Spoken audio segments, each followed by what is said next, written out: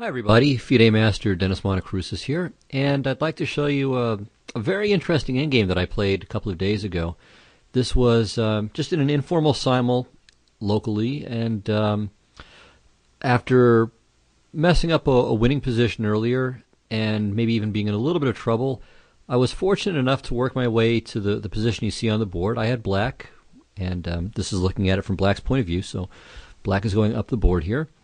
And I felt like, okay, I should be winning in this position, but it proved not to be very easy. Now, the way I played it was rather straightforward and didn't work. And, in part it was because it was an informal simul, I didn't really have the time to stop and think and work it all out. So I played it kind of superficially, and white drew fairly easily. So it went like this. Bishop to e4, bishop f3, takes, h5, king d2, b5, and here my opponent played well. Played c5. Okay, if c takes b5, black wins very easily.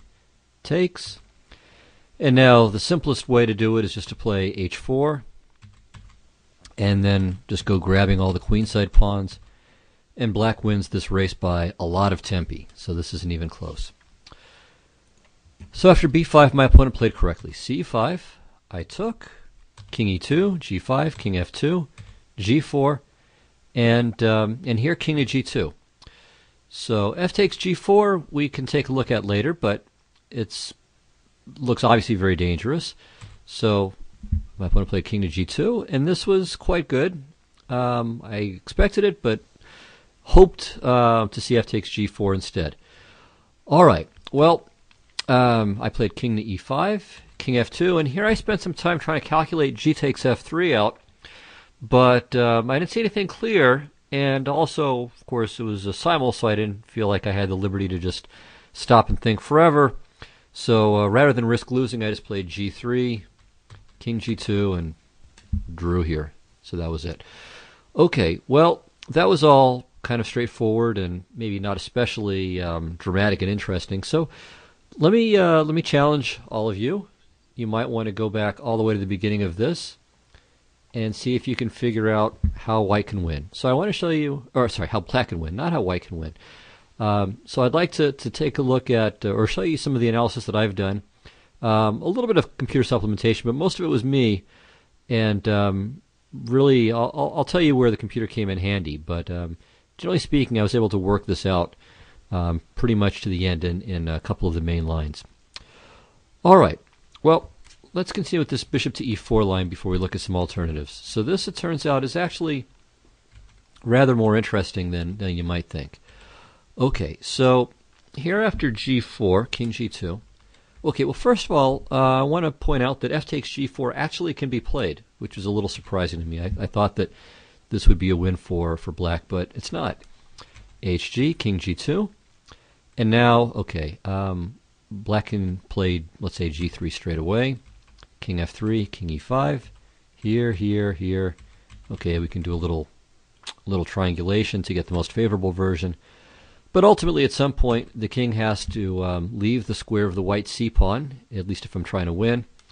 But this is only a draw, so I don't get there.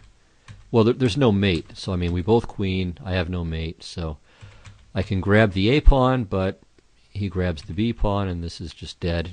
Well, it's not dead. In fact, if anyone can lose, I can, because this king's closer to my pawns, but it's just a draw. So, there are various ways I can try to twist and turn in this f takes g4 line, but there's no win there. But for reasons we'll see later, it's worth looking at king to g2. Okay, and examining this. So king e5, king f2, and now let's take a look at this g takes f3 line. So again, you might want to try to work this out to yourself. Okay, so you start from this position and start analyzing here.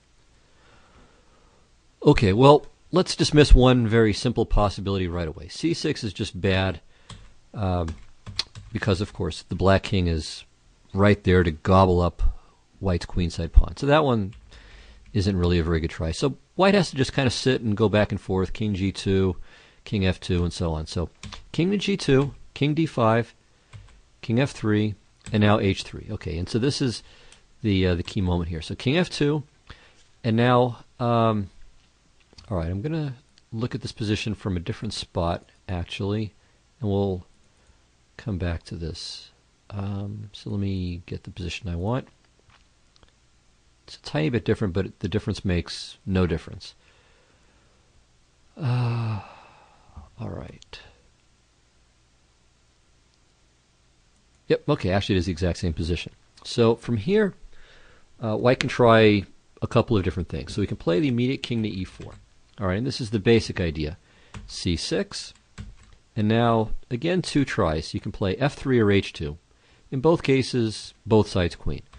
So let's say f3, c7, h2, c8 queen, h1 queen, and now queen to c6 check, and this is a draw. So it's probably perpetual, and white can only really, or black can only escape it by giving up lots of pawns. So if king to d4, queen c5 check. If king d3, queen takes b5 check, and white will even be able to pick up the f pawn unless black stays and gets perpetual. So this is just not even close. h2 is a bit more interesting, but not here. But this is, I think, a more relevant line. So h2, king g2, f3, here, king to d3, or king e3, c7, f2, queen, queen, and now queen d7 check, and queen takes a7. Well, let's think about this line a little bit, because the black king is in a much better position relative to the queenside pawns than white's king. The only problem is that we lost the a pawn. But now this can give us a clue. And if we go back to here, instead of playing king to e4 straight away, we can first play a5.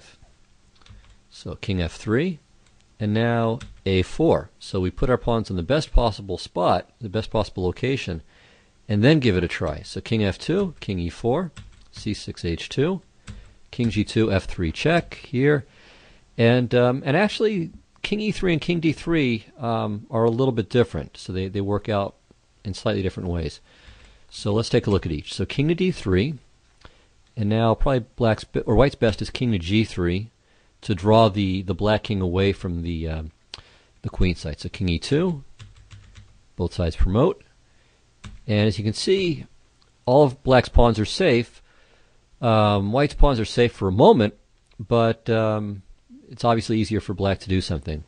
But okay, white plays king to g4, and now how does black make progress? The king can't come over without the queen's help. The queen can go and win the a pawn, but then loses the b pawn. Black will, and then it's still pretty hard to win. I would say impossible, actually. It's a draw. So queen c3, moving the queen to c3 is not going to help very much. So there is one other try, though, and it's queen to c4. But now white has, I think, two ways to draw. So I had hoped that this would be a win, but it's not. Queen takes c4, bc, b5, okay, and both sides promote. And this is, at least according to the table bases, a drawn endgame. All right, so of course I can take the a pawn, and I have practical chances, but objectively speaking, this is a draw. Okay, so let's look at king to e3. Actually, this is where we'll see the two ways to draw. So king e3 is maybe even a little bit more accurate because the white king is going to stay on h2 rather than come to g3. So c7, f2, queen, queen, check, here, king g3, queen c4. Okay, and now here, white has two ways to draw. So once again, surprisingly, queen takes c4 is good enough for the draw. And again, just consult your local table base. It's a draw, but white has to play accurately here. For instance, only king to g4 and king to h4 draw. All the other king retreats lose. So don't ask me to prove it. Well, I mean, it would just be, again, using the table base. But the point is that black has some practical chances to win, but objectively speaking, it should be a draw.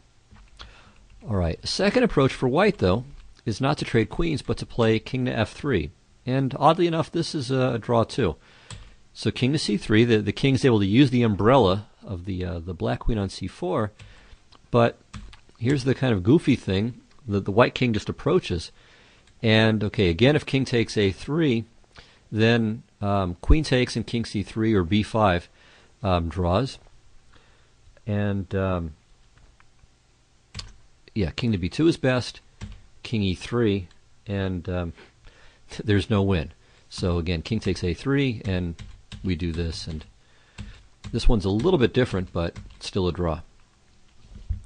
All right, so this was kind of surprising and a little disappointing, although made me feel better about that. But then I thought, okay, well, instead of going for this line with bishop e4 at the starting position and then trading, well, what if I just sit on it and play g5? So now the idea is to play maybe g4 and h5 and then bishop to e4, which is certainly a potent possibility. What does white do? Well, if he just sits there, I'm going to play that. I'm going to play g4, h5, and bishop to e4 and win. If white retreats the king to d2, then king d4 should win.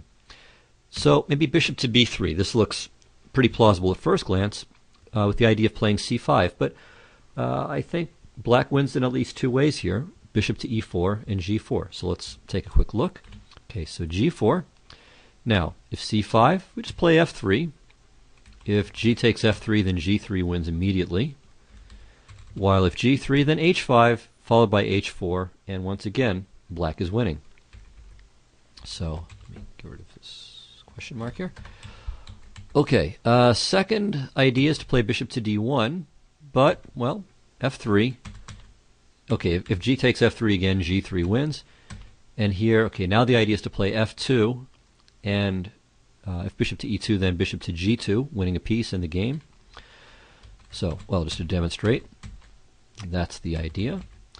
And if king to d2, well, f2 wins anyway, because if anything but king to e2, well, anything reasonable, like bishop to e2, then bishop to g2 wins. And if king to e2, then bishop to f3 check wins. So g4 wins and bishop to e4 wins. Okay, for instance, c5 takes, and black is many, many tempi ahead in this race. So it looks like g5 then is an easy winner, at least since we have a clear threat, and bishop to b3 is no good. But it turns out that white has a very sneaky defense. Bishop to c2. Now, if the bishop runs away, then bishop takes h7, and white should draw. So we can look at bishop takes c2. And this is a little bit different. So now there's no pawn on f3, the pawn's on g2 this time, and it makes a little bit of a difference. It can transpose in some lines, but there are also independent lines. So let's see what the ultimate result is going to be. So king takes c2, okay, again b5, c5 takes, king d3, g4. All right, now if white tries g3, it's kind of an interesting idea, hoping for f3, then king e3 and king f2, and it's hard to break in. Or after f takes g3, that he can hold because, or my opponent can hold because there are only pawns on two files. Well, it doesn't work. So here's how black wins this one. So we basically just stalemate the king. If king h2, then king d5 forces king g1 and then g3. So we just do this, and now white has to cough up the pawn. And now we could either play king d6 and play h2 check when we need to release the stalemate, or even better, just give mate. Like that. Okay, so that's what happens on g3 in this position. But, okay, white doesn't have to play it. King e2. And now, all right, let's look at h5. h5 is the main move. King f2. h4. And now white to move and, well, try to hold on here. Can you do it? Only one move saves the game, but unfortunately one move does save the game still. So let's look at some false leads. All right, if king to g1, then g3 wins. King f1, f3, g takes f3, h3, and we'll see how black wins this in a moment. So we'll come back to this kind of setup. All right, so how about just king to e2? Just kind of sit around and wait. Well, now, if h3, okay, we already saw how this works. This is a draw. We already looked at this. So on h3, then takes, king f2, and We already saw all of this. It ends up a draw. All right. But on king to e2, black can win with f3 check, remarkably. So, a couple of lines here. King f2, fg2, king g2, king e5, king f2, here, here. And now black wins very subtly with king to e6. King f3, king f5, king g2, king g4, c6, and black gives checkmate. So it's kind of a neat line, because when black has g and h pawns, the white king doesn't have enough room, so both sides queen, but white ends up getting checkmated. All right, another line after f3 is g takes f3. Will it make any difference that white has one more pawn than before? Turns out it doesn't. So g3, okay, and now f4, h3, king f3, h2, king g2, king e4, c6, king e3, f-pawn makes no difference at all. And we have the same mating pattern. Okay, back here, instead of f4, white can try king f1, but again, same thing. And mate. Okay, so king g1 in this position loses, king e2 loses, but king f1 holds. Now, before we go to this, let me show you this position here. So you might think, well, if that was so great, why not play f3 check here? But here, the h-pawn is too far back, and this time having an f-pawn makes a difference. So g takes f3, g3, f4, h5, f5, and both sides queen, but nasty, nasty, queen a8 check, and white wins. Okay, of course, even if it wasn't a win here, it would still be a draw, so it's not a really good winning try for black in any case. Okay, so anyway, after h5, king f2, h4, the only drawing move is king f1. This holds. Now, h3, we already know. Okay, we've seen this several times. g3 does not work here. It's not going to be the same in this case because we're not going to have the white king on the edge of the board when we promote. So we can look at one last independent try here, which is g3. So now king e2, not king g1, but king e2, king e4, or e5, sorry, king f3, king f5, king e2, h3, and we'll see it here how it works. So if we move everything over one rank, or over a file, it's going to be a mate, but here there's no mate. So this is a draw. And in fact, white has slightly the better half of the draw at that. All right, so this was another surprise. So the two moves that I thought must surely be winning aren't winning, at least as far as I can tell. So bishop to e4 doesn't win, and g5 doesn't win. Well, what else is there? I suppose maybe the best try could be h6. Okay, you could also try g6, but I think after g6, again bishop to c2, bishop g4, and the two pawns here have kind of immobilized themselves, so that's probably not the best way to do it. So probably h6 is the best, and then bishop to c2. Okay, not a move like a4. If a4, then g5, and I think the pawns are just too strong here. Actually, no, this line is definitely good for black. Penetrating here, white's d-pawn is no danger, and the king is just going to go in, king c3, and collect stuff. Or if king d2, king d4, bishop b3, h4, and g4. And again, my pawns are too advanced. White's majority is going nowhere, and the black king can go on a raid and gobble up some more white pawns. So, okay, after h6, instead of a4, bishop to c2. Again, I think the trade is going to be a draw for familiar reasons. And but here I can play bishop to g4 without dropping the h-pawn. Bishop to g6 looks pretty sensible, trying to hold up my majority. h5, king d3, h4. All right, and now probably nothing better than retreating here. But I don't know about this position either. I'm not positive that I'm winning here. Certainly I'm better. Of course, I can't take because of d6. But I don't know if I can win. So there may be a win in all of this, and if there is, I'll leave that to you to discover. But I just found this really a fascinating endgame, and kind of a surprising one. So there's probably a good endgame study in there. Maybe it's already there, but I have to check and make sure that I'm not duplicating a bunch of previous material. But it looks like there's certainly, if there isn't a good study, it's something very close to a good study in here. And again, kind of a surprising result. So hope you enjoyed it, and I certainly wish you guys the best. I mean, maybe you can analyze this and find something really beautiful that I missed that does win for black. So have a look, and enjoy it. Take care. Bye-bye.